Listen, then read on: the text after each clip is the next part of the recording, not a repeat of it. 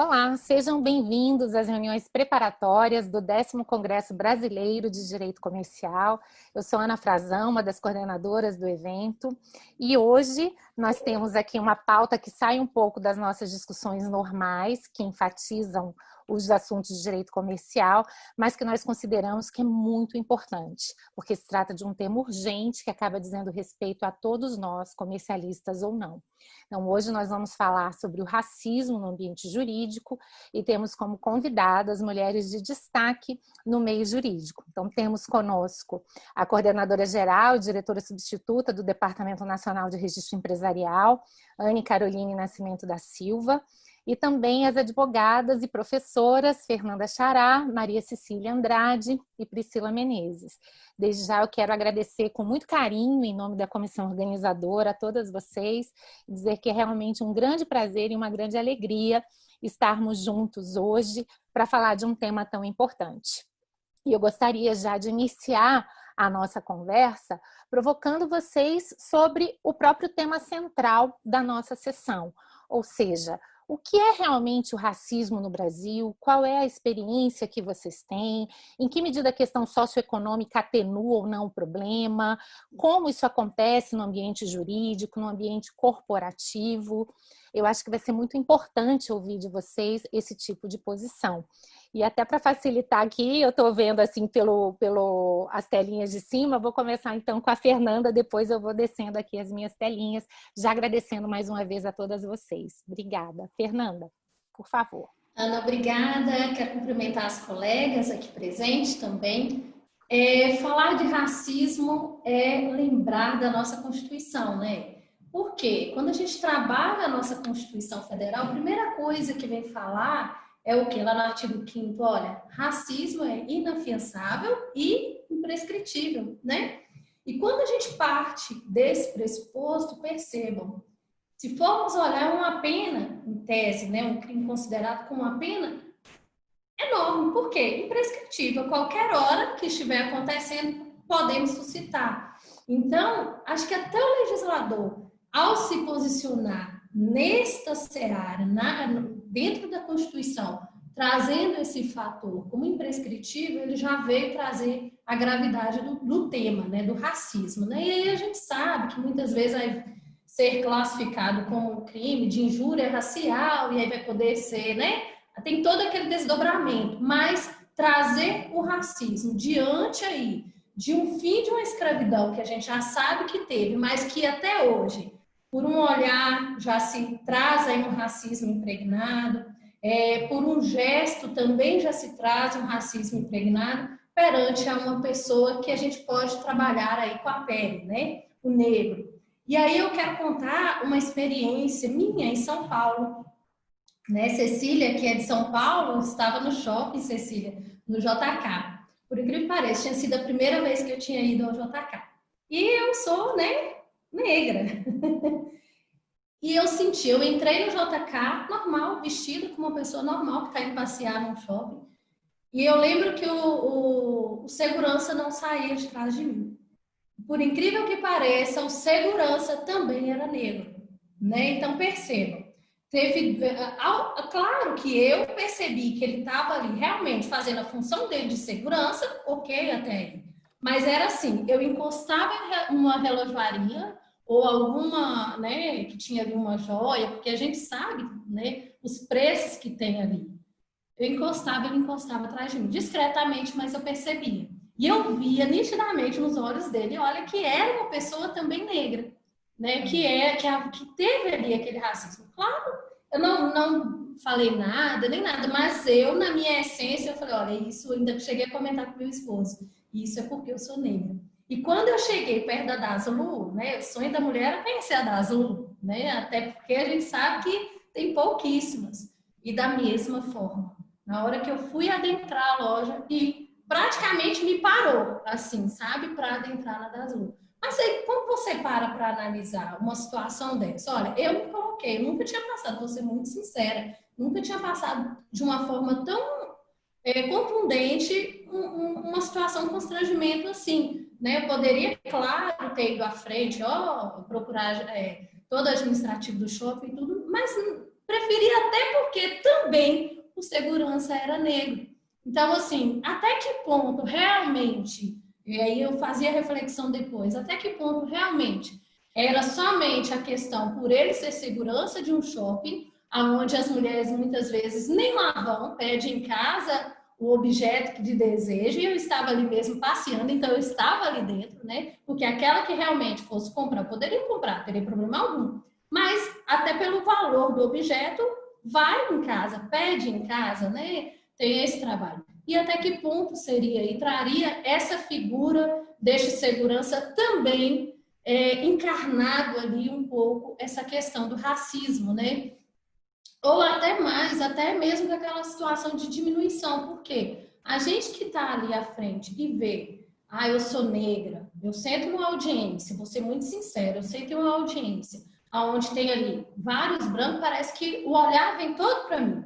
E às vezes me coloco naquela situação, será que é por causa da minha pele? Né? Será que o que eles estão observando é porque realmente eu estou tendo uma boa oratória, eu estou tendo um êxito aqui na demanda, ou é por causa da pele? Né? E depois já entra também a questão de ser mulher, do gênero, né? Então, é importante, Ana, este debate, ao meu ver, justamente por causa disso. Quanto mais a gente trabalha este assunto, até mesmo perante aqueles que são negros, e perante aqueles que nós podemos nos inspirar, a gente para olhar hoje. Vou falar de Barack Obama, mas vou falar de uma Maju brasileira, com uma posição social que tem, com uma vertente social aí, mesmo sendo negra, está ocupando o lugar que está pelo trabalho, pela inteligência, ou seja, são pessoas a gente se inspirar no sentido de que somos capazes, somos competentes, né? Então, ao contar essa posso dizer que foi a primeira, assim, que eu me senti contra a parede, eu parei para analisar também a situação daquela pessoa que estava ali fazendo aquela objeção ao meu redor, né? Então, assim, muito obrigada pelo convite. A primeira posição eu quero colocar realmente a importância da gente estar sempre debatendo, e eu acredito que as colegas também vão ter algo a contribuir nesse sentido, né? E para quê? Para a gente sempre estar desconstruindo este embate racial. Afinal, eu não tenho vontade nenhuma de estar respondendo uma pena por racismo, né? Acho que a pessoa em sã consciência, por quê? Porque é imprescritível, é inafiançável e etc. Mas para a gente também levar isso aí, colocar em outros setores, né? Essa reunião vai ter amplitude para muita gente. Então, a gente pregar esse enraizamento aí de sucumbir aí com esse racismo, tem todo dia ser dito e nunca vai ser um passado, sempre vai ser presente, principalmente no campo jurídico, né? Com certeza, Fernanda. A gente parte exatamente dessa premissa de que alguns assuntos precisam ser debatidos à exaustão, até para que eles fiquem muito claros e evitem situações em que, às vezes, determinadas pessoas subestimem um problema simplesmente porque não conseguem ver o problema, porque é muito fácil para quem não sofre isso achar que pode ser um certo exagero, né? Exatamente. Né? Cecília, qual é a tua opinião, tua experiência sobre isso? Então, boa tarde, obrigada, Ana, mais uma vez pelo convite, cumprimentando aí as colegas. Eu vou falar um pouquinho da minha experiência na carreira profissional, né? E porque você, enfim, um dos temas que você colocou ali é a questão socioeconômica. E eu acho que isso, de certa forma, no meu caso, né, atenuou um pouco, não vou dizer que, e aí eu vou desenvolver um pouquinho, mas atenuou um pouco as dificuldades, porque eu fui para a escola particular, eu aprendi línguas, eu morei no exterior. O meu pai é advogado, é negro, vem de uma família humilde que foi estudar direito já com mais de 30 anos, enfim. E eu voltei para o Brasil e, você sabe, eu fui trabalhar num dos maiores escritórios e até então eu posso dizer que a minha carreira tem sido linear, ou seja, passei por 2 grandes escritórios, empresas, e a questão racial, quando é que ela surge? Ela surge porque você chega nos ambientes e você é a única mulher, ou às vezes a única mulher negra, né? Então, o estudo me ajudou muito, mas não foi sozinho essa formação. Eu sempre me engajei, aquela questão de você, às vezes, estar trabalhando em dobro, né? Em comparação com as suas outras colegas, né?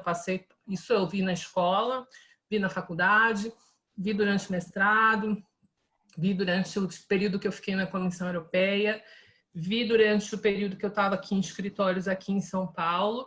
Quer dizer, a educação ajudou e a questão socioeconômica também ajudou. Mas eu entendo que não é a realidade da maioria das mulheres negras aqui no Brasil, e mulheres que eu estava aqui até conversando há pouco tempo, várias pessoas que eu sei que tiveram formação, estudaram, se esforçaram e nem sempre tiveram as mesmas oportunidades. Mas, assim, contando uma história, depois eu vou contar mais algumas aqui no decorrer da nossa conversa, eu me recordo na época que eu estava na faculdade ainda, e eu tinha um sonho de ser diplomata. Queria ser diplomata, queria morar no exterior, viajar. Isso acabou acontecendo por outros caminhos, que não foi o Itamaraty. E o professor de Direito Internacional, na época, simplesmente falou que eu não deveria seguir essa carreira, porque eu jamais alcançaria posições relevantes dentro do Itamaraty, onde só tinha homem e não tinha negros. Então, eu fiquei assim um pouco chocada. Eu era novinha, né? Eu devia ter 18, 19 anos. E foi um dos primeiros choques, né? Apesar do que, no meu ambiente escolar, eu sempre fui uma das poucas negras dentro de sala de aula, mas sempre com um relacionamento bom, sem grandes dificuldades. Agora, refletindo um pouco para esse debate que a gente está tendo hoje, é isso. Você termina observando que você não encontra outras mulheres negras. A primeira vez que eu encontrei uma advogada negra numa reunião, e a Ana sabe, eu trabalho muito com o setor privado, com empresas de grande porte.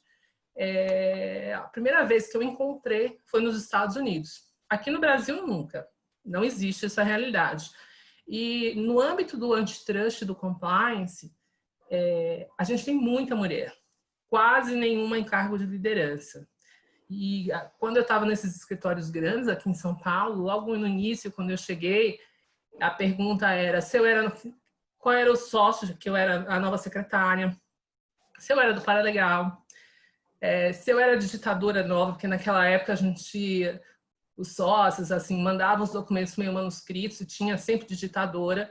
E então essa foi uma realidade que, se você não tem uma autoestima razoável, tudo isso poderia ter me atrapalhado. Mas eu acho que eu tive esse diferencial, eu não posso negar e não posso aqui falar, olha, agora o meu pai não, meu pai veio de família humilde, construiu a carreira dele e conseguiu proporcionar uma educação e uma experiência interessante. E aí tem esses aspectos da vida social que a Fernanda comentou, isso já aconteceu comigo, de você estar sendo disfarçadamente seguida em lojas aqui, por mais que você esteja arrumado, não esteja, ou a pessoa simplesmente não te atende na loja, não te dá atenção. Isso é do dia a dia, né? Assim, a gente termina acontecendo. A gente termina ocorrendo e chega uma hora que você também não liga e toca o barco em frente. Mas é isso, eu queria colocar um pouquinho dessa minha experiência, que é um pouco diferente, talvez, das colegas, mas não significa que, por ter uma questão socioeconômica privilegiada, eu não tenha tido dificuldades. Eu sempre tive que trabalhar em dobro, fazer em dobro. Teve uma época que eu achava o máximo. Eu trabalhava todo domingo, né? Eu ia para o escritório todo domingo trabalhar. E eu sei que as minhas outras colegas brancas e homens brancos geralmente não estavam fazendo a mesma coisa. Sim. Mas é isso. Muito interessante, Cecília, porque aqui a gente verifica o problema do gênero, e aí a raça eu acho que ele potencializa, né? Porque mesmo as mulheres brancas já têm essa vulnerabilidade, então as mulheres negras elas vão ter uma espécie de uma dupla vulnerabilidade. A questão da liderança, ou seja, como muitas vezes as mulheres já conseguem entrar no mercado de trabalho, mas têm maiores dificuldades na ascensão, a dificuldade de você ter pessoas pares como você, pessoas acima de você, nas quais você possa, inclusive, se inspirar. Então, essa coisa do exemplo, de saber que é possível. E mesmo quando eu vejo histórias muito bem-sucedidas de pessoas que, como vocês, certamente superaram todas as dificuldades e conseguiram uma série de conquistas fenomenais, a grande questão é justo e razoável que as pessoas precisem partir de pontos tão diferentes e que uns tenham que se esforçar tão mais do que os outros para chegarem nas mesmas posições, por exemplo, né? Que meritocracia propriamente é essa? Mas vamos ouvir um pouquinho então da Priscila. Diga lá, Priscila, qual é a sua experiência sobre o assunto? Ana, obrigada pelo convite, né? Um prazer compartilhar esse momento aqui com os colegas. Eu vou pegar um pouco o gancho da Cecília sobre essa questão da ascensão socioeconômica, porque eu acho que acaba gerando, de uma certa forma, um embranquecimento, e a gente não incomoda tanto em determinados ambientes.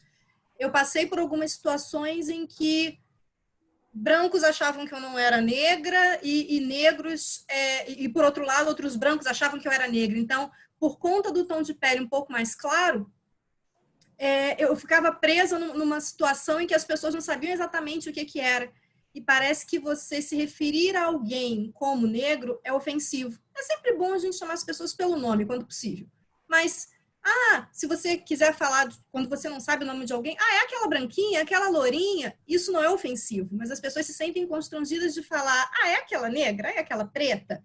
As pessoas se sentem constrangidas de falar isso e ficam procurando subterfúgio, né? Morena, mulata, sem se dar conta dessas problemáticas. Eu passei por situações do tipo, uma vez em sala de aula, pedia que os alunos contassem quantos professores negros tinham na instituição, e eles não me contaram. Porque eles associam, muita gente associa o negro com determinadas características fenótipos.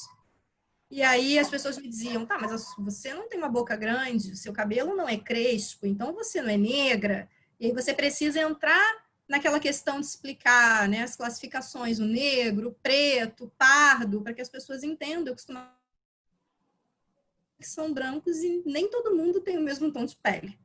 Né? Varia.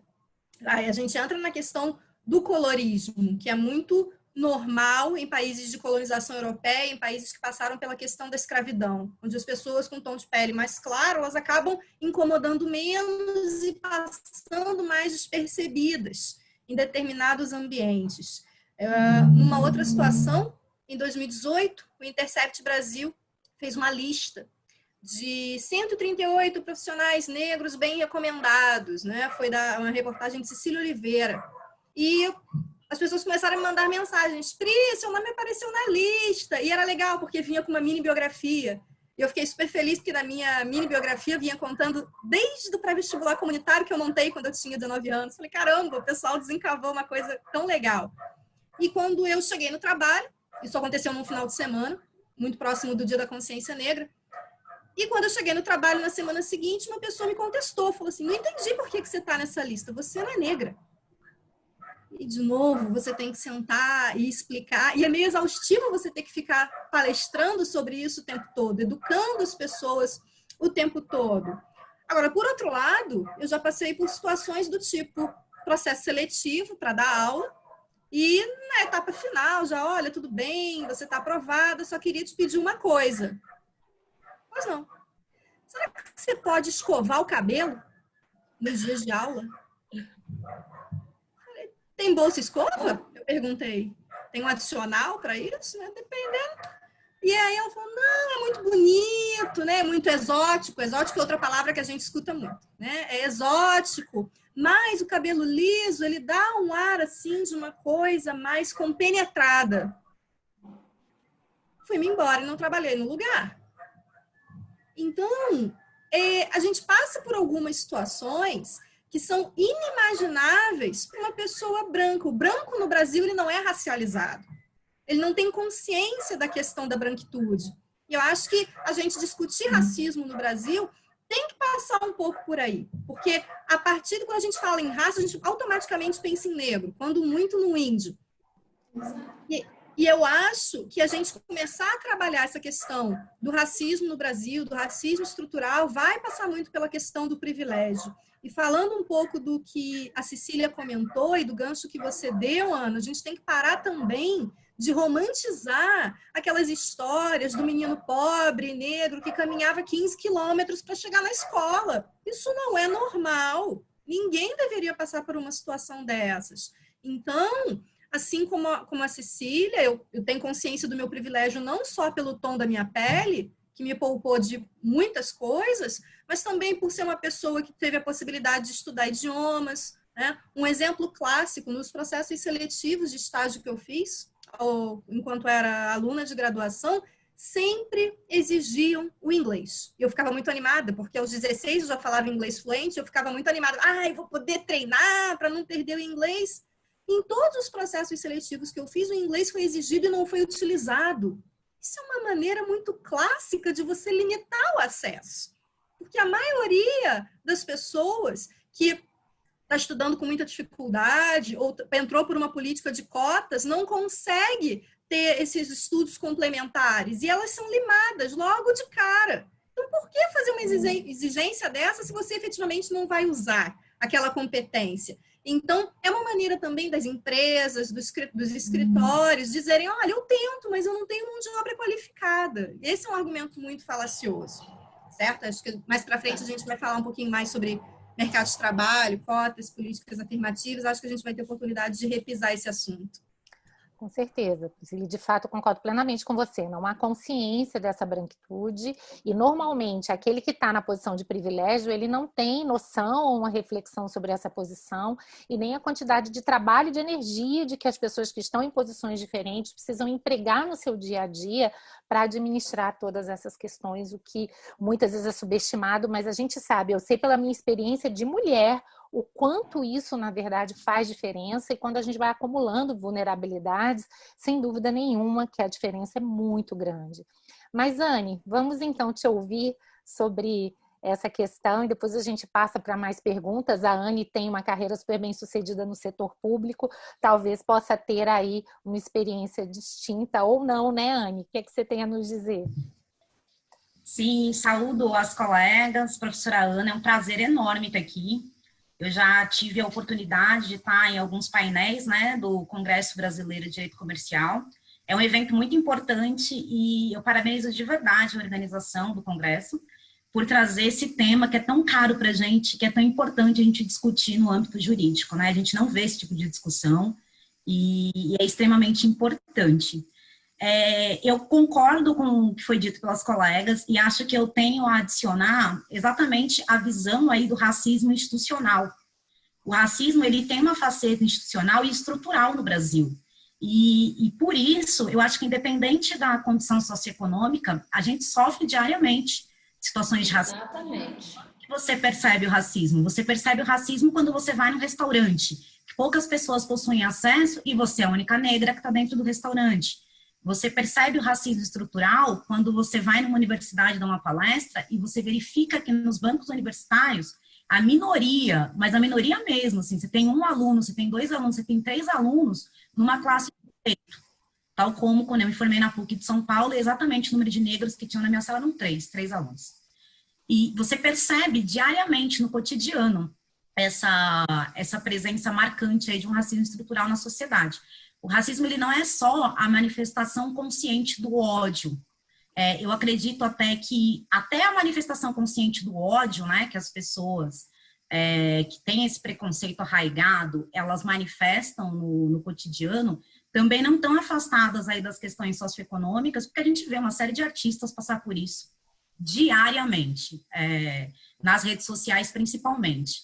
Mas você tem, principalmente hoje no Brasil, e eu acho que a promoção do debate é importante, inclusive, não só para a gente conseguir sanar a questão do racismo estrutural e do racismo institucional, mas de acabar com o racismo velado, desse viés inconsciente que tem o racismo. E aí eu vou trazer alguns exemplos práticos que eu sofro cotidianamente.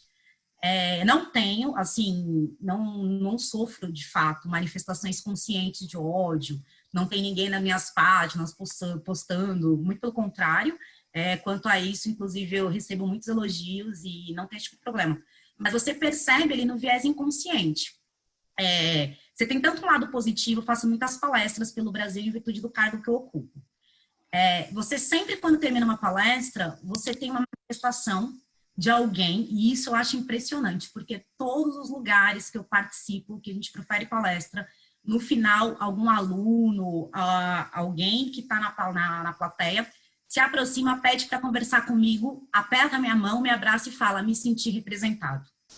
Sempre um negro, uma mulher negra que fala, é muito difícil a gente ver uma palestra proferida por uma mulher negra. Então, eu acho a importância, assim, do que você carrega quando você acaba ocupando esses espaços sobretudo, fundamental até para trabalhar, para as pessoas verem, não, é possível e eu gostaria de estar naquela posição e se sentirem representadas, né? Uma população que o IBGE aponta que tem mais de 55% da população declarada negra, não é factível que a gente não tenha mulheres negras nos debates. E outra coisa, assim, de viés de preconceito que eu vejo de viés inconsciente, você percebe muitos elogios que, na verdade, a própria pessoa não sabe que aquilo é uma manifestação de preconceito. Por exemplo, eu escuto frases do tipo, olha, como você fala bem, sua palestra é maravilhosa, você é negra e fala bem. Você Exatamente. sabe? E você percebe, assim, exatamente o que as colegas falaram, você tem que ficar reeducando diariamente as pessoas, porque você percebe que ela não tem um intuito direto de te infligir, de te deixar mal. Muito pelo contrário, ela acha que está fazendo um enorme elogio e não percebe o racismo aí, o preconceito, o viés inconsciente velado. Então, acho que um debate desse tipo que a gente está fazendo aqui hoje é extremamente importante para o mundo jurídico, é extremamente importante, porque são esses debates que, além de levar a conscientização para as pessoas, conseguem, de fato, fazer com que a gente caminhe para minimizar a questão do racismo estrutural e institucional no país. Muito obrigada, Anne. Na verdade, isso que você disse até já é o gancho para a segunda rodada de perguntas que eu gostaria de submeter a vocês, que é exatamente o que você disse, esse racismo que é estrutural, mas que às vezes não é tão ostensivo, e que muitos dizem que é também uma forma de violência tão perversa quanto a primeira. Às vezes, o fato até da gente ignorar a violência é também uma forma muito forte da gente manter. E era isso que eu queria explorar um pouco mais com vocês. É isso que ocorre em parte no Brasil? Quer dizer, um racismo não totalmente assumido, que muitas vezes não é objeto de uma reflexão mais aprofundada. É um país em que a gente também estuda muito pouco, a gente sabe muito pouco sobre a escravidão, a gente estuda muito pouco a cultura negra, tudo o que aconteceu ao longo disso. Os nossos referenciais continuam sendo referenciais ainda muito brancos, muito europeus, e muitas vezes a gente se perde nessa falsa ideia do brasileiro, dessa cordialidade, né, de um povo afável, mas as coisas acabam não sendo exatamente dessa maneira. Vamos começar então com a Cecília. Cecília, queria te ouvir sobre isso. Eu acho que o silêncio, né, foi a tônica nos últimos anos, quer seja em relação à inclusão da mulher, e não só a diversidade racial, mas gênero também. E eu acho que isso aumenta ainda mais a questão do racismo. E o tema, como a Anne colocou ali, que a gente vê os haters nas redes sociais, quando a gente olha para ele, você vê, às vezes, agendas muito antagônicas que pouco contribuem para o debate, ou para a educação, né? A reeducação aí que a Anne mencionou. Um exemplo disso, eu acho, que a gente testemunhou aí o assassinato daquele garoto lá no Rio, João Pedro. A sociedade civil brasileira só despertou para o tema quando viu aquelas imagens brutais do assassinato do Floyd. Então, isso é sintomático, é estrutural, como o racismo está organizado estruturalmente no Brasil, onde há uma crença, como você falou, de que nós somos uma sociedade multirracial e que não tem preconceito. Então, não é verdade, né? O racismo é um elemento intrínseco hoje, ele precisa ser debatido. E eu estava lendo uma entrevista do Silvio Almeida, né, que fala um pouco, que é um filósofo bastante atuante aí nesses temas, que e se a gente não tomar cuidado, não só vai ser o negro que vai estar nessa situação de vulnerabilidade, mas mesmo o branco, indígenas e outras minorias. E como a Ana comentou, a escravidão, a Lei Áurea, tudo isso a gente ouviu pouco na escola, ouvimos pouco, e ouvimos sempre uma questão meio romantizada da libertação dos negros aqui no Brasil. Como eu falei, eu tive um privilégio de nascer, de ter uma posição socioeconômica diferenciada, mas é importante que o resto da sociedade se coloque assim, colocar o sapato do outro, né? E o debate precisa ocorrer não apenas como ocorrem tragédias como essa, mas o tempo inteiro, né? A gente precisa estar com essa discussão acontecendo. A gente está atravessando um momento muito sensível, com campanhas dessas Black Lives Matter, as pessoas... Mas isso tem que ser incorporado a valores, tem que ter uma mudança de cultura, na minha visão, muito forte, tem que ter discussão. Não basta você botar uma foto negra no seu Instagram e no dia seguinte você vai para o trabalho e olha quem é a mulher negra que está trabalhando do seu lado. Eu não tive essa experiência de trabalhar, eu comentei, a primeira e única experiência foi nos Estados Unidos. Aqui no Brasil, no meio jurídico, eu não tive essa experiência. Então as pessoas precisam se perguntar, eu botei uma foto bonitinha no Instagram, aquela foto que estava aquela campanha aí há cerca de uma semana, 15 dias, e eu chego no trabalho e quem é que está trabalhando comigo? Não tem ninguém. Quantas mulheres? Quantas negras? Quantas têm posição de liderança? Aí vem aquele grande debate que eu vou comentar um pouquinho quando a gente falar de mercado jurídico em si, que a minha experiência é muito de escritório, mas a pergunta é, falta profissional? Eu acho que não. Tem muita gente... Aqui tem um grupo que é um exemplo de que tem profissionais qualificados, né? Mas muitas guerras vão ter que ser enfrentadas e muitos debates vão ter que acontecer. Porque primeiro a gente tem o homem, depois tem a questão, mesmo a mulher, de uma forma mais genérica, tem dificuldade. Depois entram as minorias. E mesmo assim, um pouco do que a Fernanda falou ali no início, sempre tem uma dose de desconfiança se você vai fazer o delivery que a pessoa quer. É um duplo trabalho você ganhar essa confiança. Por isso que eu acho que esse silêncio, essa falta de debate, mas debate sério, não esse debate que a gente vê hoje na internet, que um xinga, o outro fala mal, etc., mas um debate um pouco mais estruturado do que está acontecendo, e aí eu acho que a gente vai falar um pouquinho lá na frente com mais política afirmativa. Com certeza, Cecília. E, por favor, Fernanda, claro. Eu vejo Cecília falando aí, né, já também falando sobre a pergunta, o que eu penso nisso? A gente não tem um sangue italiano, um sangue europeu, não, nós temos sangue humano, que são A, B e O. Né? Então, quando a gente vê realmente toda essa questão velada, e a minha colega Anne usou o termo corretíssimo para mim, quando eu falava lá no início, né, daquele preconceito interno, esse velado. Né? Eu falo por mim, eu sou órfã de pai e mãe, né, filha adotiva, consegui estudar depois de 30 anos, eu tenho 37, ou seja, eu tenho 2 anos de formada, gente, na área do direito, mas por que eu não estudei antes? Porque eu não tive condições, realmente, não tive condições, e na minha época não tinha ainda o que nós temos hoje, as cotas, né, tudo isso. Então, eu toda a vida trabalhei em contabilidade muitos anos, para quê? Para conseguir custear a minha vida. Aí sim, depois que melhorou, eu pude estudar.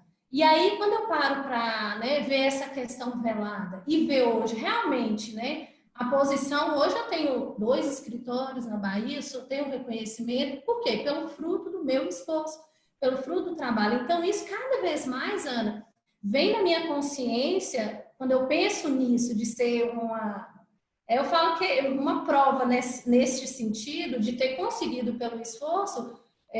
Hoje eu vejo gente virando para mim e falando assim, mas você passou no doutorado?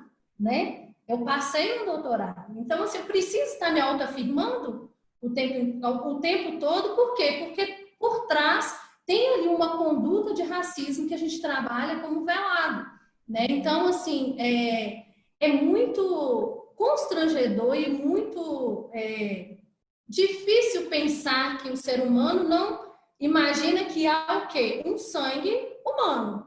Não é um sangue de negro, um sangue de italiano, um sangue disso ou daquilo. Um sangue humano, né? E que corre aqui, corre aí da mesma forma. Então, assim, contribuindo aí com essa pergunta, né? O que ocorre no Brasil em partes? Por quê? O que a gente vive, né? Toda a escravidão, realmente, a gente viu pouco na escola. Eu posso dizer que eu vi quase nada. E apropriei, quando eu pude estudar, de levantar a bandeira. Não, a Lei Áurea, ó, já foi, né, assinada em tudo. Então, hoje, eu parto do princípio que eu não aceito. Aí minha colega falava, olha, eu não trabalhei como pessoa negra. E aqui no escritório, nos dois escritórios, eu tenho a possibilidade de estar hoje os dois, uma secretária e um secretário, são pessoas negras, até porque na Bahia a gente tem isso muito mais, né? Até Salvador e tudo, mas assim, eu tenho, e também não foi intencional, vou dar um trabalho para uma pessoa negra, não é isso, mas assim, é de realmente pensar que é a vida que importa, independente do sangue, né? Então, o debate ele precisa acontecer para trazer, para desconstruir aí toda essa questão velada, que eu acho que ela é muito pior do que aquele que realmente vai lá e xinga, aquele que realmente vai lá e usa o preconceito aí, né, de forma a cerca que a gente vê igual nas redes sociais para banalizar mesmo o ser humano, né? Esses dias eu via, vamos rapidinho no tempo, mas eu via um xingamento contra a Maju. Essa aí vale R$200 e eu ainda emprestei ela. Essa macaca vale R$200 e eu ainda emprestei ela para a Rede Globo. Olha, né, assim, se para analisar uma frase dessa. Com certeza. Tanto de enraizamento, de preconceito, né? Para uma pessoa que está dizendo aquilo para uma outra, mas fala muito mais a respeito de quem falou até do que aquela pessoa que está ali exercendo um trabalho digno, que está ali de forma honrosa, ganhando por aquilo que faz, né? Faz bem feito e etc, né? Então, assim, é uma das perguntas que mais me influencia, né? Diante desse contexto aqui, justamente pensando nisso, na posição que a gente se coloca também, né? Sim. E é muito interessante o que vocês dizem, assim, quando a gente diz que vidas negras importam, na verdade a gente está dizendo que todas as vidas importam. Chega a ser surpreendente quando a gente percebe uma reação, né, dos brancos dizendo, olha, mas quer dizer que a minha não importa? Não, você está numa posição de privilégio. O fato da sua vida importar não está em discussão. A gente está simplesmente querendo dizer que outras pessoas que são vítimas de preconceitos diários também devem ser olhadas com carinho e com consideração.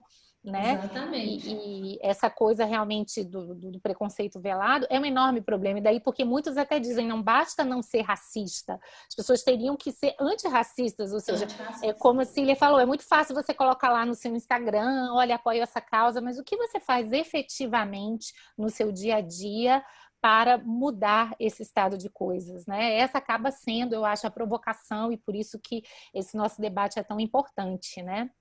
Anne, diga lá, como é que você vê também esse assunto?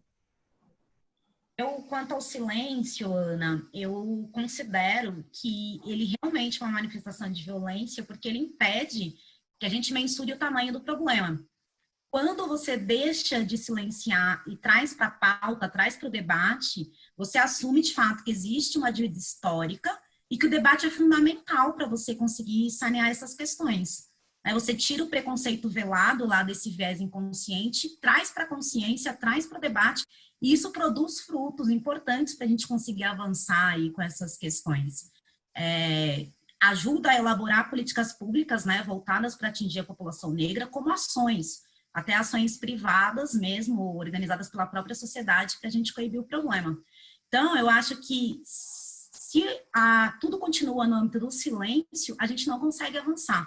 A gente tem que, de fato, parar de silenciar para conseguir possibilitar aí o debate, igualdade material para todos, né? Não ficar só na igualdade formal que a gente já tem na Constituição desde 88, para a gente conseguir avançar com essas questões. Assim, objetivamente, bem sucintamente, é exatamente isso.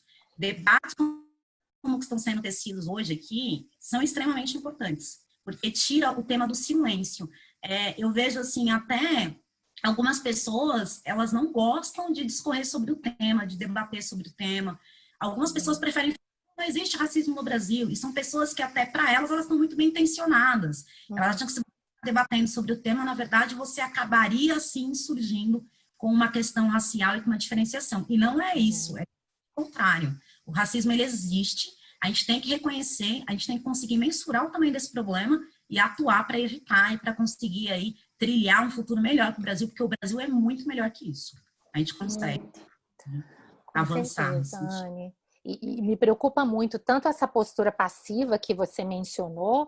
O problema não existe, não vamos tocar no assunto, porque aí sim nós vamos criar um problema inexistente, né? E uma outra postura que eu ainda acho mais nefasta, que é de muitas vezes você culpabilizar o vulnerável, né? Como quem diz assim, olha, quem está reclamando mimimi, se estivesse trabalhando duro, estava conseguindo as coisas, que também é uma forma extremamente agressiva de você endereçar esse tipo de problema. Mas, Priscila, queria te ouvir também a esse respeito.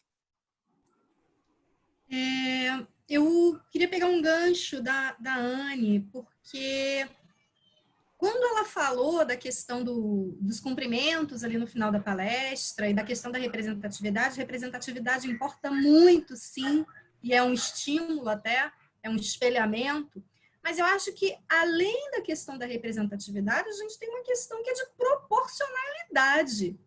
A maioria da população brasileira é negra, então a gente não pode achar normal que eles não estejam na maioria dos espaços de poder ou de liderança ou na academia.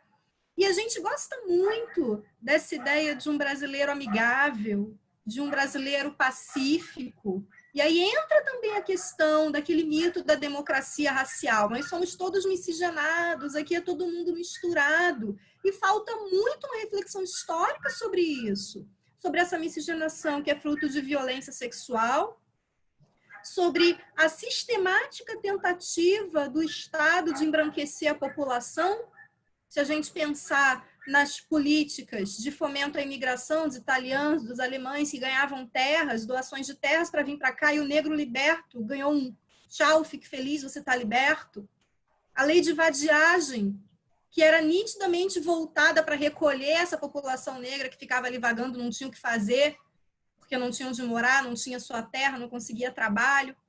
Quando a gente discute a questão de voto é para a população letrada. Automaticamente você... Quer dizer, o fato da gente não ter tido no Brasil um sistema como o apartheid da África do Sul, que era bem demarcado, não significa que a gente não tenha construído a nossa sociedade com base no racismo. E eu acho que as pessoas precisam compreender que o racismo não é um ato isolado de chamar uma pessoa de macaco, né, como acontece muito em estádio de futebol. Isso também é.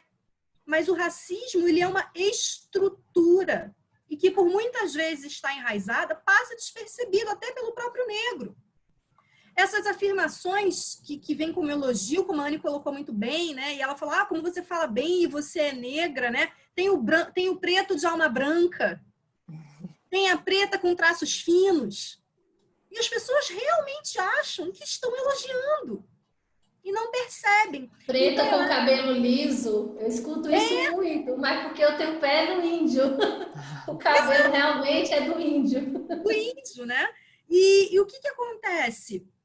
Eu acho que essa discussão, muitas vezes eu sinto que essa discussão ela fica muito numa bolha, como se fosse o negro falando para o próprio negro. Então, essa iniciativa nesse espaço do Congresso é muito importante, porque a gente extravasa essa bolha e fala para um público que não está acostumado com esse tipo de discussão. E aí entra o seu ponto das práticas antirracistas. Você se reconhecer como parte do problema é muito importante. Reconhecer o seu privilégio de branquitude é muito importante. Se informar sobre o racismo são os passos iniciais, mas depois a gente tem que ir além. A gente precisa de apoio a políticas afirmativas educacionais. O que eu escutei agora com essa polêmica da questão de não ter cota para pós-graduação e as pessoas falando, mas já teve cota para graduação, agora é cada um por si. Gente, chega num processo seletivo de entrevista, as pessoas negras elas são automaticamente limadas por N razões, você não precisa justificar numa entrevista. É apto, não apto, e essas estruturas vão se reproduzindo. Só que a pessoa que não estuda as questões raciais ou que não está nessa posição de vulnerabilidade não consegue entender. Outra coisa é o que a Cecília falou, olhar para os nossos espaços de trabalho e não ver um par. Vamos olhar para as composições dos nossos conselhos, das nossas gerências, dos nossos postos de liderança, porque a gente tem um duplo obstáculo, né? Primeiro tem a questão racial, depois tem a questão de gênero, como a gente já pontuou aqui várias vezes, né? Então, o próprio homem negro, ele está numa posição melhor do que a mulher negra, porque ele é homem, pelo menos. Sim. E tem outra coisa também, para eu me encaminhar para o encerramento dessa fala desse momento, que é o que Boaventura de Souza Santos chamou de epistemicídio.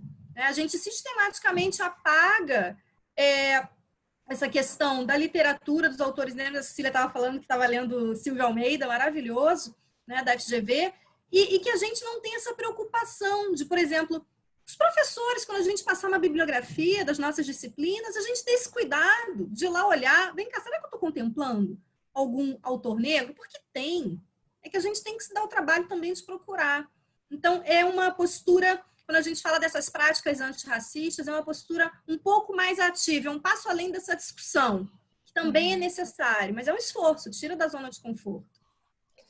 Com certeza, Priscila, e às vezes as grandes mudanças começam com pequenos passos, né? Ou seja, um cuidado que você tem com a bibliografia para colocar ali uma perspectiva de gênero, né? Porque normalmente as nossas bibliografias tradicionais são homens brancos. É simples assim.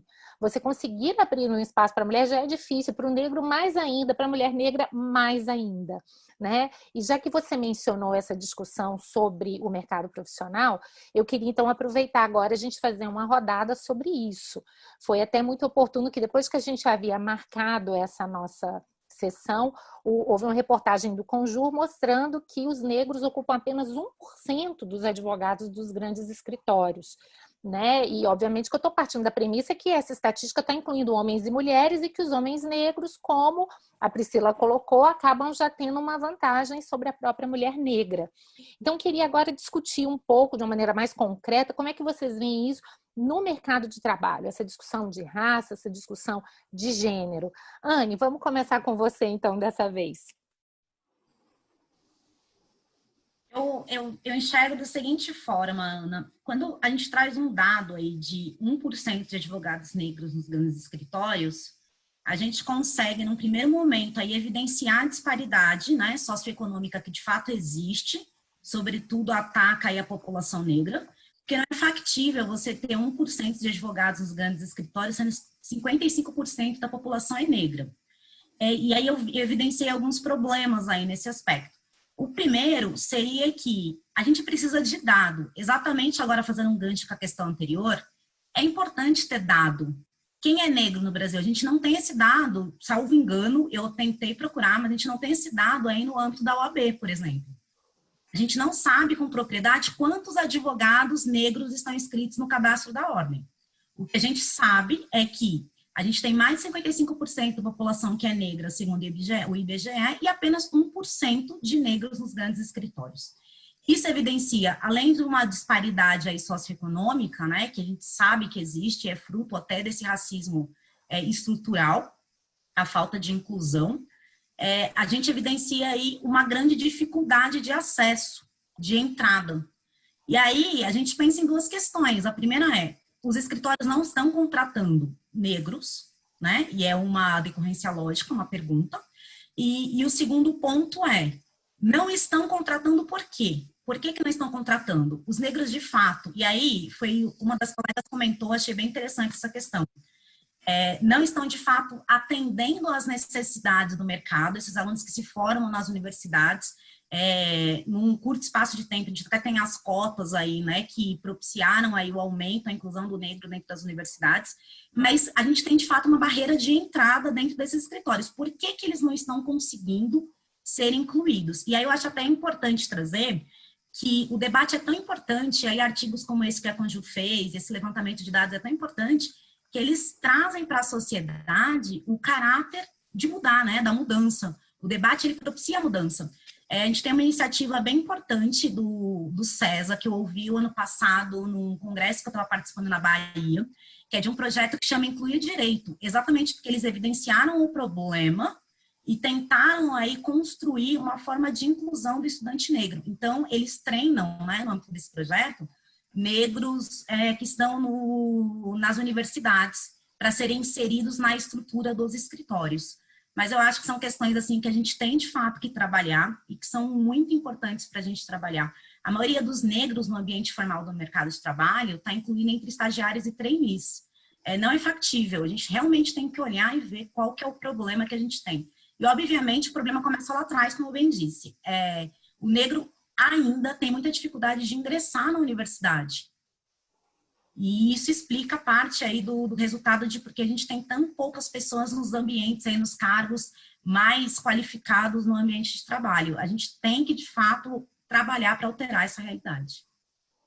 Com certeza. E olha que aqui a gente está falando de uma estatística de mercado de trabalho, mas quando a gente combina essa estatística, por exemplo, com o percentual de negros, né, e que estão encarcerados e uma série de outras questões, a gente percebe que o problema é muito maior do que isso, né? Que às vezes a questão do mercado de trabalho é a pontinha do iceberg de um tipo de violência que é muito mais estrutural e muito mais ampla. Fernanda, queria te ouvir agora sobre essa questão. Ratifico aí o que a Ana disse, né? Nós somos, eu falo por mim, Ana, nós somos capazes. Nós, negros, né? Somos capazes. Então, a partir do momento que a gente começa a trabalhar esses debates, como por exemplo este aqui, começa a ter uma ruptura de mostrar o tempo todo, né, que nós estamos aí. Então, o que acontece? Você realmente vê 1% diante de um Brasil tão grande, vou falar por aqui, Guanambi, são 600 advogados, uma cidade de 80 mil habitantes, 600 advogados, pode contar realmente no dedo. Os que estão atuando por ser negro, que estão aí nessa luta diária, né? Mas, assim, é pouco. E até a pergunta que ela fez, por quê? Realmente estão problematizando mais a entrada do negro para trabalhar, né, em grandes escritórios ou pequenos, tanto faz, né? Vou ser capaz do mesmo jeito. Ou realmente o estudo também de negros que estão tendo acesso tem sido pouco. Como é que tem sido? Qual é esse problema? Né? Então, assim, são problemas que, se a gente for parar para analisar, é muito mais profundo.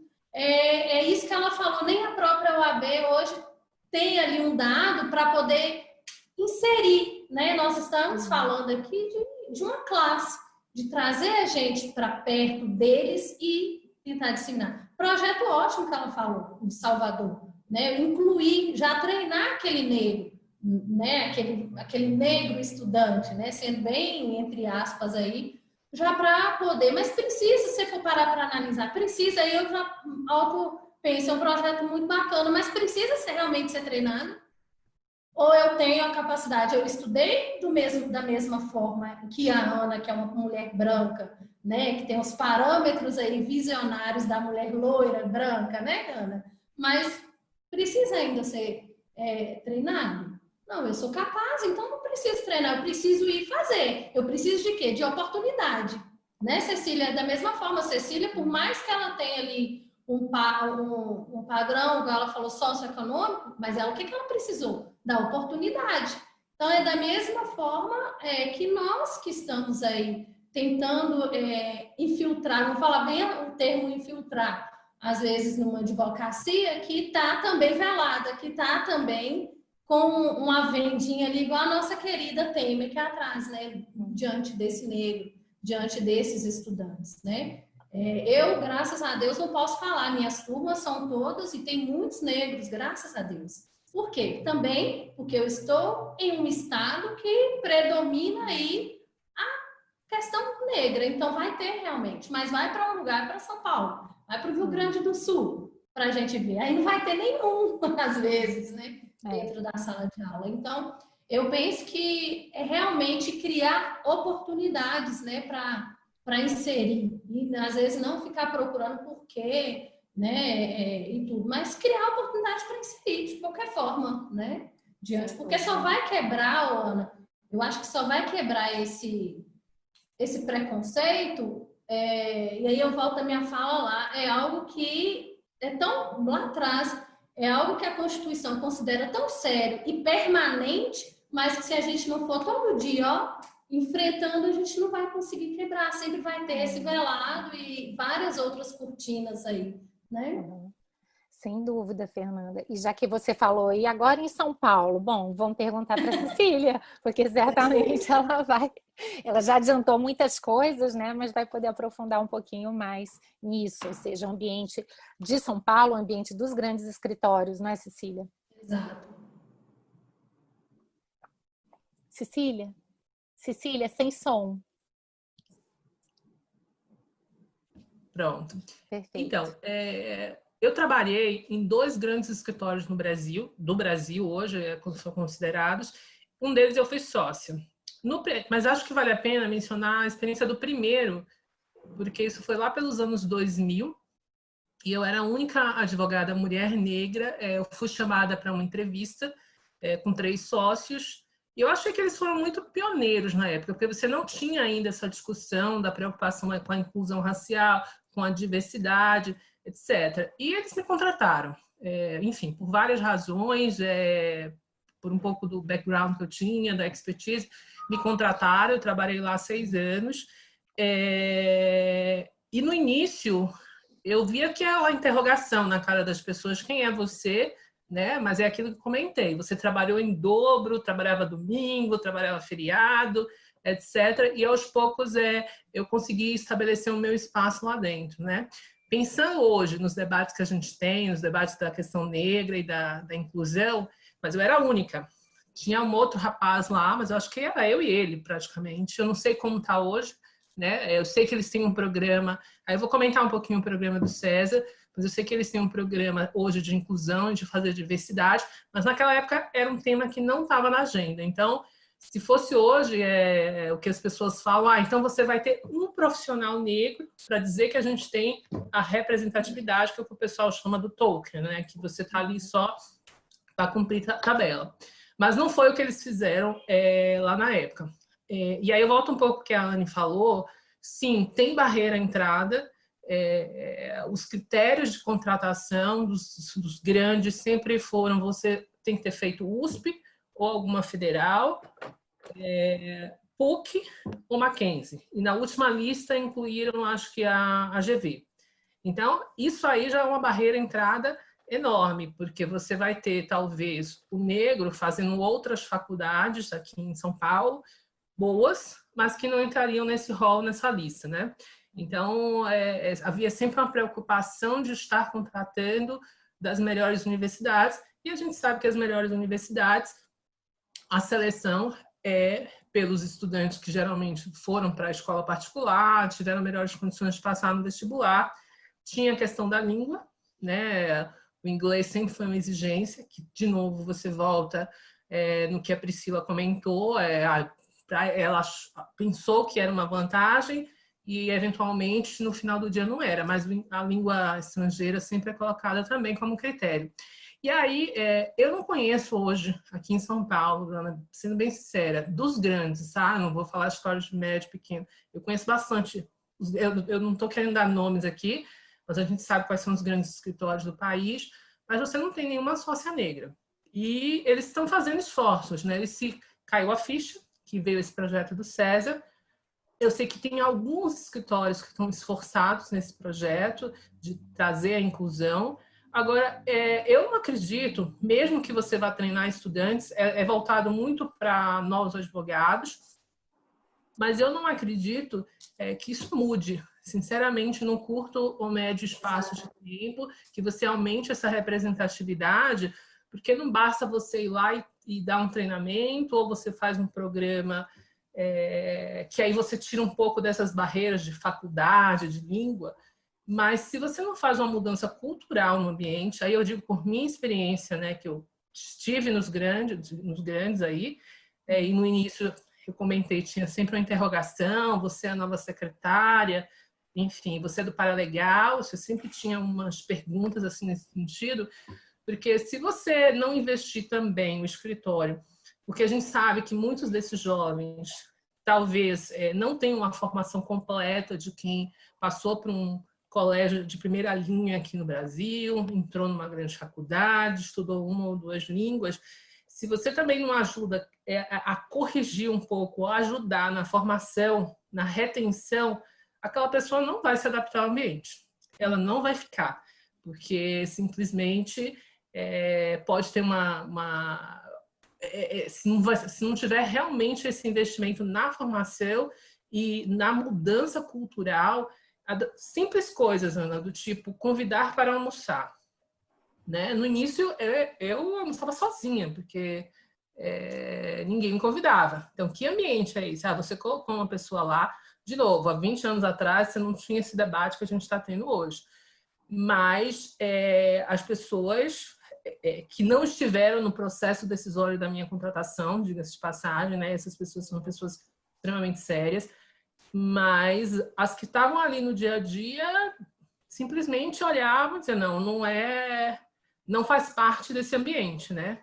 Eu acho que eu tive muito questionamento a respeito disso. Eu não fui embora, porque aos poucos eu fui conquistando o meu espaço pessoal lá dentro, mas é muito difícil. Hoje eu tenho estava lendo uma matéria hoje, acho que não é o País, e comentando das escolas particulares aqui em São Paulo. Então, eles estavam fazendo uma pesquisa nas principais escolas particulares de quantidade de alunos negros e professores negros. Acho que de 10 escolas que eles consultaram, só 4 responderam. De novo, eu não vou ficar aqui dando nomes, nada, mas as 6 grandes escolas particulares de primeira linha simplesmente ignoraram a matéria. Então, 3 ou 4 responderam, mesmo assim com números bastante baixos. Então, essa representatividade, eu acho que vai demorar. Sinceramente, por mais que eu sei que o César está engajado, tem escritórios muito engajados nisso, mas precisa ter uma mudança estrutural muito maior do que simplesmente você fazer um treinamento ali e depois o ambiente não muda, né? Uhum.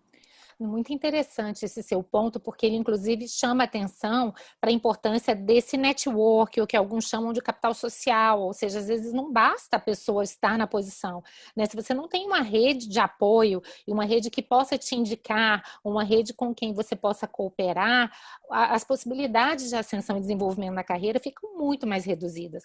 Guardadas as devidas proporções, esse é um problema que se coloca em relação às mulheres como um todo, e que tem sido até apontado como uma das dificuldades para a ascensão nos meios corporativos, né? Mas que, claro, a gente certamente vai poder observar em relação aos negros e na mulher negra duplamente, né? O viés de gênero e de raça aí. Mas, Priscila, diga lá, queremos te ouvir agora sobre esse assunto. Eu queria pegar um gancho da Anne e da Cecília, que é a estratégia, né? Quase uma política do negro único. Eu tenho uma amiga advogada negra, Renata Shaw, ela trabalha com diversidade, e ela trabalha com a implantação de políticas de diversidade. E quando a gente para olhar, agora tem vários prêmios, vários editais para que as empresas que conseguem implementar essas políticas de diversidade, e muitas vezes, para se enquadrar, o que você vai ver é que os negros, eles estão em determinadas posições que reforçam o estereótipo. Então, você vai ter a faxineira, você vai ter a copeira, você vai ter o office boy, mas aí tudo conta, né? E quando você vai olhar para os cargos, né?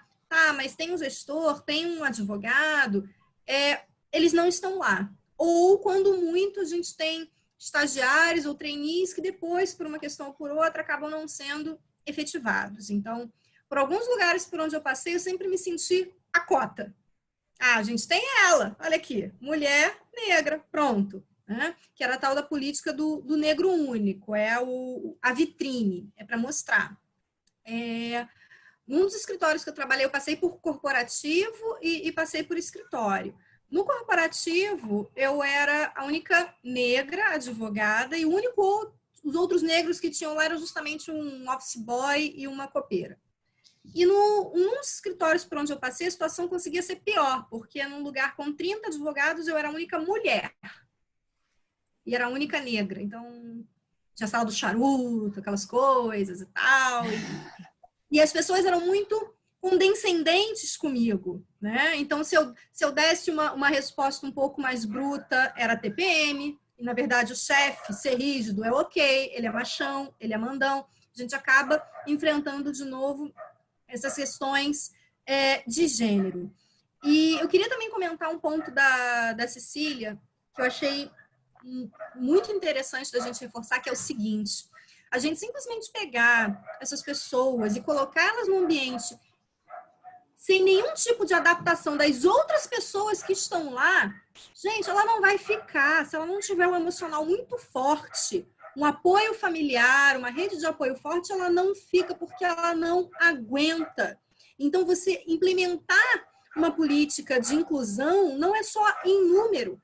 É preciso que o ambiente esteja preparado para receber essa pessoa. Não é a pessoa que tem que se adaptar àquele ambiente, custe o que custar, que tem que se encaixar ali, ficar todo tortinho para se encaixar. O ambiente precisa estar preparado para receber essa pessoa. E aí a gente precisa olhar também para o próprio setor de RH. Será que os critérios que vocês estão colocando, os critérios que vocês estão buscando, eles não são automaticamente exclusivos? A questão eu vou voltar para a questão do cabelo, porque a questão do cabelo, ela é crucial. Eu não passei por isso uma vez, mas as pessoas que têm o cabelo crespo, bem crespo, ou que usam dreads, que querem usar os seus cabelos mais naturais, elas passam por muitos problemas do tipo, por que não prende? Por que não raspa? Se for homem? E isso tudo interfere. É aquela questão da gente querer que as pessoas não ostentem determinadas características que são típicas dos negros. Então, eu acho que tem tantas questões enraizadas nisso, que passa pela questão da formação lá atrás, das questões de políticas afirmativas, passa por uma questão do RH, para aquele primeiro ingresso na corporação, na entidade, no escritório. Depois ela passa por uma questão do olhar da liderança. Esse tipo de mudança é top-down. Não adianta. Se o gestor não quiser, se os líderes não quiserem, não acontece. Então, eu acho que é devagarinho, acho que é conversando, acho que é mostrando. Vou de novo parabenizar vocês por essa iniciativa, porque ela é sensacional. A gente precisa falar nesses espaços que não estão acostumados com esse tipo de discussão, mas desde que a gente não pare nesse passo, sabe? Que esse seja só o primeiro. Sem dúvida. Gente, até a conversa está ótima, mas infelizmente a gente já vai ter que se encaminhar aqui para o final. Então, vou submeter aqui já a última rodada de perguntas e que, na verdade, vai provocá-las aí a fazer um arremate dessas ricas conclusões que a gente teve aqui. E, na verdade, o que eu queria provocá-las é porque muitos autores, né, a própria Lilia Schwartz, ela, um livro que eu acho muito interessante sobre o autoritarismo no Brasil, ela mostra que no nosso país o racismo ele precisa ser visto num contexto maior, das nossas raízes patrimonialistas, autoritárias, todas as dificuldades que a gente tem de separar o público do privado, de reconhecer a igualdade para todos. Eu queria saber de vocês se vocês concordam com isso e em que medida a gente pode avançar nessas ações afirmativas, ou seja, ficou muito claro do discurso de vocês que a mudança é uma mudança cultural, essa mudança não é uma mudança fácil de acontecer, mas se vocês pensam em como é que a gente poderia, de fato, começar esse processo. Cecília, podemos então iniciar com você?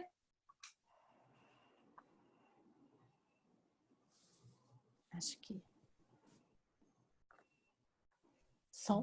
Botei, pronto, voltando.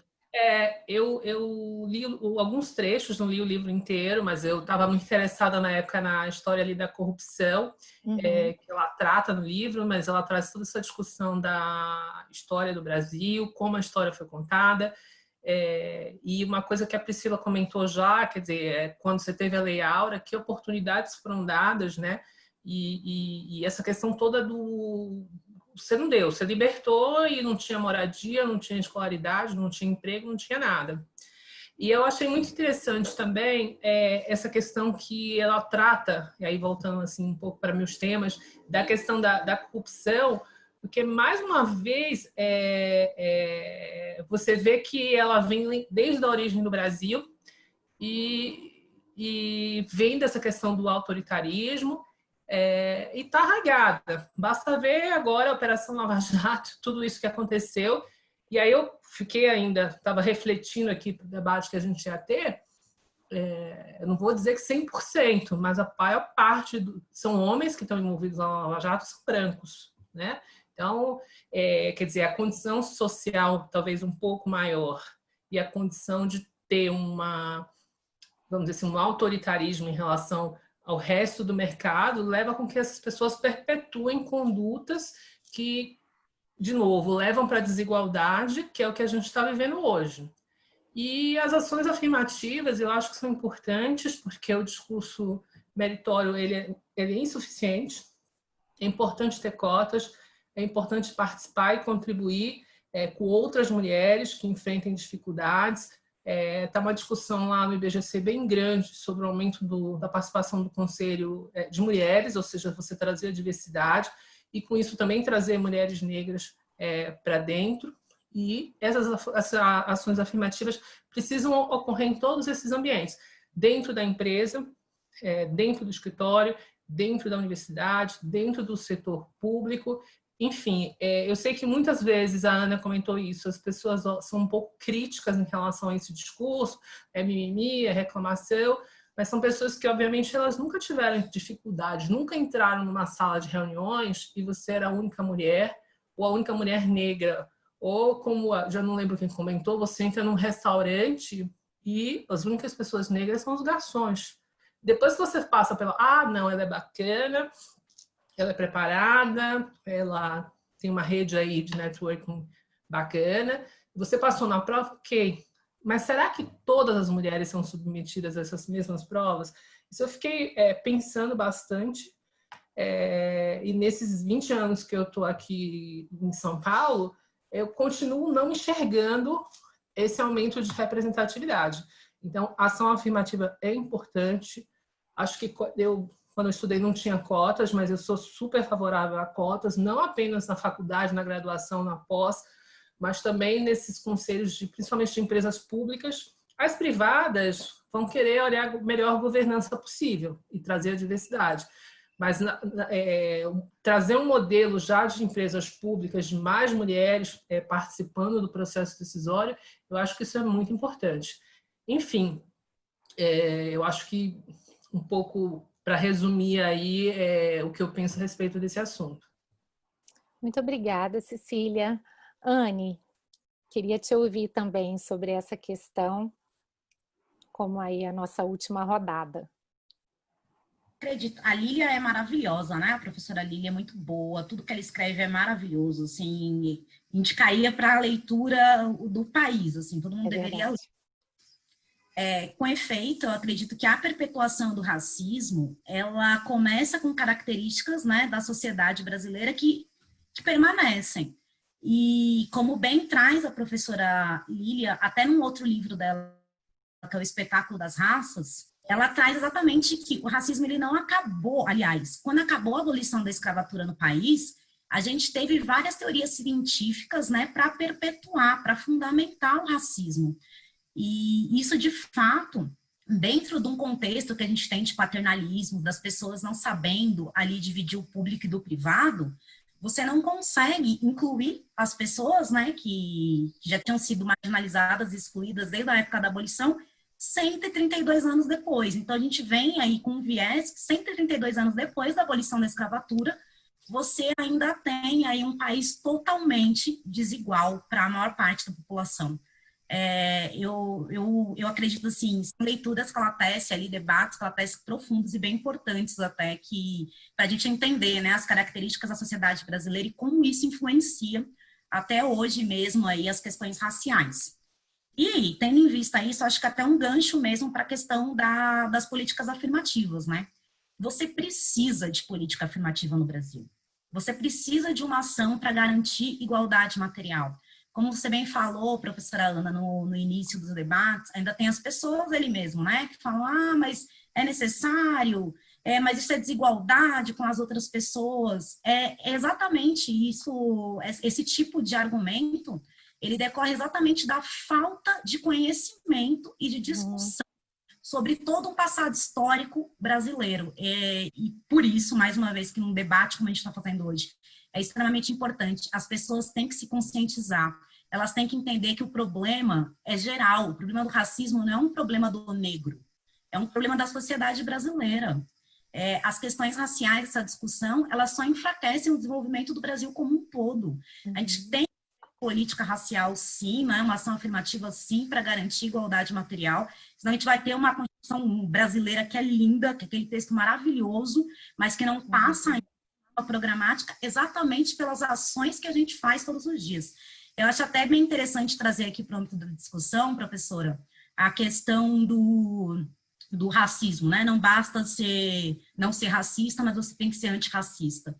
E é exatamente dentro desse contexto, você tem que participar, você tem que ter ações não só para coibir aquelas manifestações conscientes de ódio, mas ações diárias para você enxergar nos lugares, nos espaços e conseguir identificar por que não temos negros nesses espaços, por que nos bancos das universidades não temos, por que nos cargos de liderança, nos cargos do legislativo, na própria magistratura, a gente tem um número tão baixo de negros. A sociedade em si tem que, de fato, dar as mãos aí e atuar conjuntamente para que a gente consiga avançar, senão a gente não vai avançar. O racismo é um problema de todos, ele tem que ser debatido, ele tem que ser discutido. As ações afirmativas, de uma vez por todas, elas têm que nortear as políticas públicas, sim, e a sociedade tem que entender o porquê, a razão disso e para o que ela se presta, o que ela faz, e todo mundo tem que entender que o que ganha, quem ganha, né, com o fim do racismo no Brasil, são todos. A gente vai uma sociedade muito melhor, muito mais plural, de fato, e a gente sabe aí da importância da diversidade. Não é só para a população negra, mas é para o país. O país merece isso. É muito interessante esses pontos que vocês estão colocando, porque durante muito tempo a desigualdade foi vista como uma espécie de preço a pagar pelo crescimento econômico. E hoje a gente tem toda uma literatura dizendo que o excesso de desigualdade, além de ser moralmente arbitrário, ele subverte por completo o crescimento econômico de um país. Há um desperdício de talentos. Quando a gente imagina o desperdício de talentos de filhos de pessoas negras ou pessoas pobres que não conseguem desenvolver as suas aptidões e que, portanto, jamais conseguirão, de fato, colocar as suas ideias, né, as suas inovações no mercado, a gente vê que claramente não é demagógico essa ideia de que quando a gente está tentando assegurar esse mínimo de igualdade, no fim das contas a gente está pensando no bem-estar de todos, né? Mas como é difícil ainda para muitos que estão na posição de privilégio terem essa ideia, né? Priscila, vamos então ouvir agora suas considerações finais. Eu gosto muito quando a gente acaba voltando, né, para um ponto originário. A professora Lilian, o tempo todo, ela faz esse gancho histórico. E quando ela fala, olha, a questão do autoritarismo e até do racismo, ela vem lá da colonização? Vem. A gente teve uma colonização excessivamente violenta. Só que essa violência no Brasil, ela virou epidêmica. E ela está normalizada. Ela está de um jeito que a gente parece que ficou meio anestesiado. Então, quando a professora Ana falou mais cedo, né, da questão da população carcerária, além da questão da população carcerária, se a gente olhar para os índices de mortalidade de jovens negros, parece que a gente está em guerra civil com a quantidade de mortos, né? Quando a gente olha, por exemplo, também, partos normais, as mulheres negras são as que recebem menos anestesia. Tem um estereótipo de que a mulher negra é forte, que ela aguenta. Então, a violência, ela se manifesta de tantas formas, o racismo, ele se manifesta de tantas formas, e a gente precisa começar a problematizar essas coisas. Quando ela traz a questão do autoritarismo, né, a professora Lilian, a gente está retornando para um padrão de família tradicional brasileira, centrada no homem, que Que sociedade é essa que as pessoas acham que a gente tem, quando no Brasil a maioria dos arrimos de família são mães solteiras? Então, a gente também, às vezes, retorna para uns padrões que, na sociedade atual, eles praticamente não são verificáveis. Tem uma outra questão que a professora Lilian traz também, que eu achei muito interessante, né? Ela fala do mandonismo, né? Que essa figura, ela vem se reproduzindo, ela vem do senhor de engenho, ela do capitão do mato, ela vem para o coronel e ela vem para a questão das famílias, dessa linha muito tênue de separar o público do privado. E a gente poderia dar exemplos aqui, que são exemplos clássicos da história, no Maranhão, a família Sarney, né? A família Gomes no Ceará, né? A própria família Bolsonaro, que já com um presidente que já estava há quase 30 anos no poder e os seus filhos ocupando vários cargos. A gente tem uma confusão entre o público e o privado, entre esse patrimonialismo, né? Eu vi uma pesquisa de que na última eleição de 2018, né, o que chamam de bancada dos parentes, ela aumentou muito, né? Então, na verdade, a gente tem ali uma perpetuação da questão.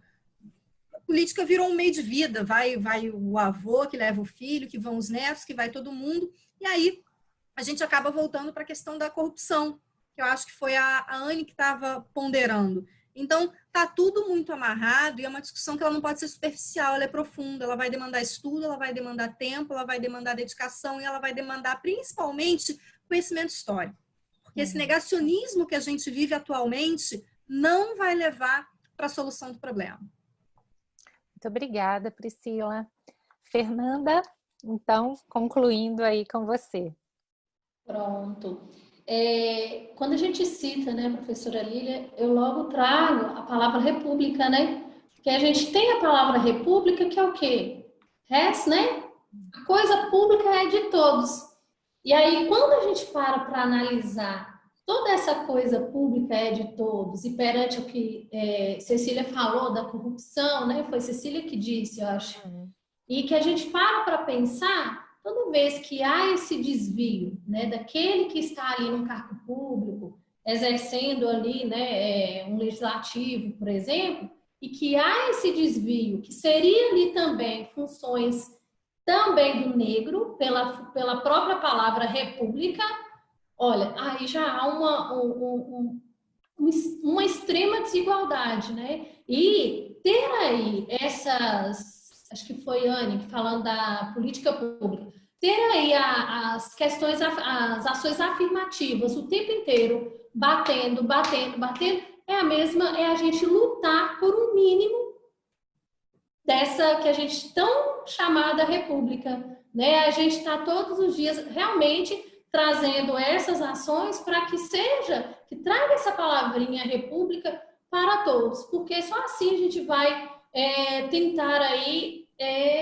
igualar um pouco, né? Trabalhar aquela fala lá de Rui Barbosa e realmente igualar. Porque se Priscila falava agora, pontuou várias questões para chegar aí e ter uma igualdade. Mas se a gente também não partir para cima de forma feroz, e aí esse debate aqui pode ser um pontinho de ferocidade lá na frente.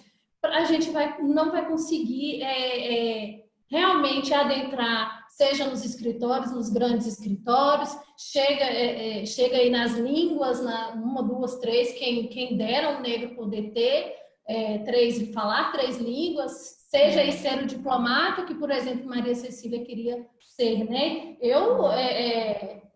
Se você for parar para pensar, realmente, às vezes um negro estudante, o massa que ele ainda vira e fala assim, olha, eu quero ser um juiz, mas nem passa na cabeça que ele pode ainda adentrar todo o Itamaraty. E ele pode, né? Eu tenho plena convicção que pode, né? E basta por quê? Porque basta de quê? Basta da capacidade. Claro, a oportunidade e tudo que a gente fazendo um pouquinho todos os dias, né? Culturalmente, a gente já vem estudando a história, já vem batendo na tecla, uma hora vai emplacar. Uma hora, eu espero, né? Eu falo que a gente o ideal é que a gente nem precisasse realmente ter esses debates. Vou ser bem sincero, O sonho, né, é que vai chegar um ponto que seja desnecessário, porque a gente não luta todo dia para conseguir um pouquinho, então que espero que chegue um futuro que seja realmente desnecessário, porque aí vai significar que todos compreenderam tanto a linda e cidadã Constituição da República, igual a Anne falou, né, e também que realmente a nossa cultura é para todos, a República ela é para todos, né? Então eu quero concluir e agradecer o nobre debate aí com vocês e simplesmente. Ana, eu queria fazer só um comentário final, agradecer aqui a oportunidade, foi bem interessante. Vai ser bastante interessante que esse tema seja parte lá do seminário de Direito Comercial, mas assim, eu estava lembrando um pouco de uma frase a gente falou aqui da Maju Coutinho, né, das líderes aí que representam, e num dos debates que ela participou por conta dessa onda de violência que estava acontecendo nos Estados Unidos, especialmente, que a gente seja, para ser efetivamente antirracista, né, é preciso que a gente, né, seja convidado também para eventos que a gente possa falar sobre os temas que a gente domina, os temas da nossa agenda de conhecimento, e não só sobre essa pauta racial, né, aquilo que a gente fala uma visão limitada, e a mulher negra, né, tem talento, tem capacidade para debater temas sofisticados e técnicos. Nessa época de pandemia, né, não tenho muito o que reclamar, porque eu tenho sido chamada quase que semanalmente para participar de debates e conversas com diversas instituições de primeira linha, mas eu sou muito grata a isso, mas eu queria ver como vai ser no chamado novo normal, né? Como é que isso volta depois, se essa vai ser uma preocupação na pauta das universidades, nas instituições, enfim, nos escritórios. Fica aí uma mensagem, o espaço aberto foi excelente para o debate, mas é importante também que não sei se você viu, aquele grupo WIA, né, da Women in Antitrust, lançou aqui um manifesto justamente sobre esse período da pandemia, que está tendo 1000 webinários, etc., e que predominantemente você tem homens, né?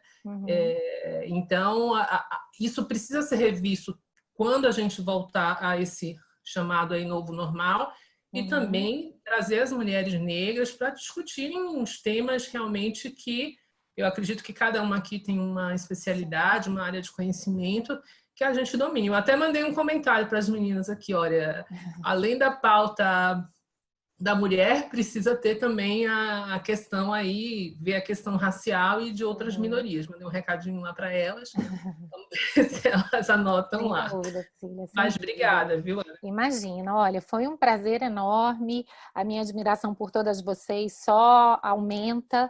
Eu, como mulher, consigo imaginar, mesmo sendo uma mulher branca, com boa posição socioeconômica, por tudo que eu já tive que passar, eu consigo minimamente tentar imaginar o que muitas passaram, e acho que esses espaços são realmente super importantes. Eu considero realmente um privilégio a gente poder ter essa discussão, eu considero um privilégio poder ouvi-las e tê-las como, sem dúvida nenhuma, grandes exemplos aí de mulheres batalhadoras que conseguiram chegar onde chegaram, mantendo toda a força, mas mantendo também a doçura, que eu acho que é uma característica de todas. Então, fica aqui o registro do meu carinho, da admiração, em nome também do Congresso, e espero que essa seja a primeira de muitas iniciativas, não só para falar desse problema, mas também para falar dos assuntos sérios, como a Cecília muito bem colocou. Então, um grande abraço a todas vocês e muito obrigada. Foi realmente um privilégio e uma honra tê-las conosco.